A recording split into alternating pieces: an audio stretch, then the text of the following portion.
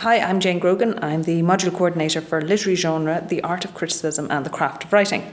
Literary genre tackles the importance of form, or genre as we sometimes call it, in the English literary tradition. And it asks why form matters and how.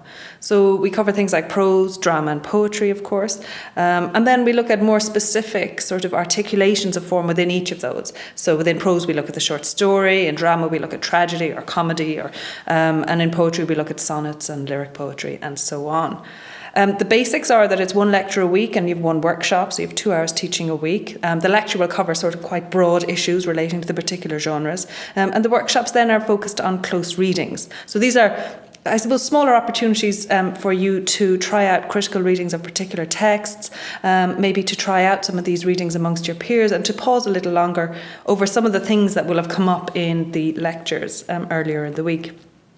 So we study things like American short stories, Greek tragedy, Shakespearean comedy, and a whole range of poetry, really from the 16th century onwards, right up to the present day, Irish poetry, English poetry, American poetry, and so on. So you get quite a broad overview of the literary tradition, as well as that kind of more focused attention to the evolution of a particular form, like, for example, the sonnet.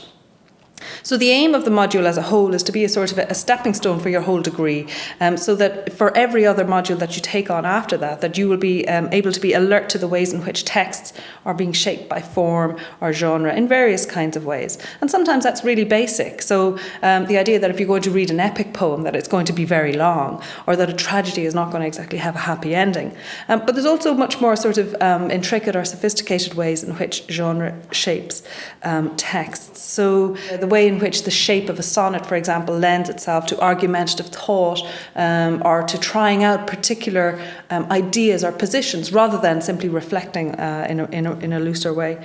Or something like the way a comedy can offer what looks structurally like a happy ending, but on closer inspection is very far from that. Again, you usually find that genre has a particular politics embedded in it. So if we think of epic poetry is absolutely the poetry written by the winners of history, by the victors. The losers will never write an epic poem. So you'll always expect to find a particular political agenda within epic poetry, for example. And the other thing about genre is that it provides readers and writers with a set of expectations that writers can work with. Writers can disrupt those expectations and completely transform our sense of what we're reading or the kinds of ideas we're encountering and how they've been packaged.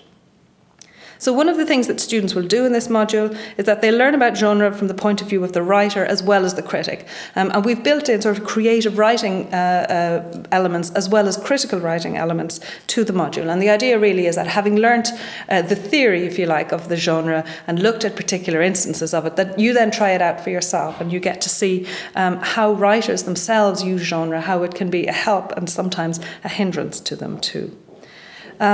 In terms of the assessment, the module is assessed by exam and by essay, and there's a smaller percentage allocated to the 3 creative writing exercises and to your contributions in workshops. But by the end of the module, you should have a strong sense of the major genres of the English literary tradition, and you'll have encountered some poems and plays and stories that will hopefully have become lifelong favourites.